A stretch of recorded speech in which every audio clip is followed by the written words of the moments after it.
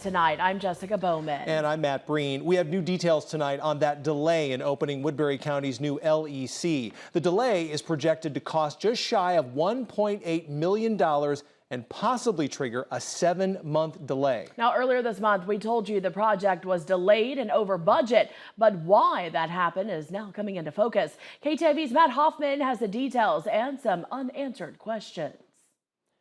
On Wednesday, we spoke with the architect of the project, Kevin Rost at Goldberg Group Architects.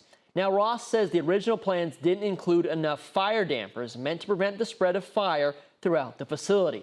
Even without the dampers, Rost says the Sioux City inspector approved the initial plans and so they moved forward.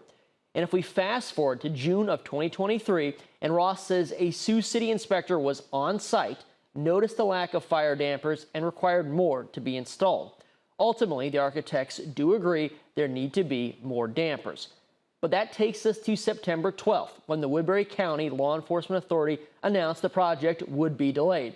The authority says Hausman Construction, that's the contractor, argues the installation of the fire dampers will take 210 working days and cost almost $1.8 million. However, the architects tell the authority that's too long and too expensive of a timeline. But that leads to the literal million-dollar question. Who is going to pay for this delay? The authority, the architect, the contractor, the city?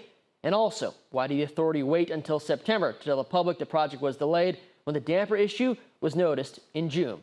So far, we haven't received a clear answer to either question.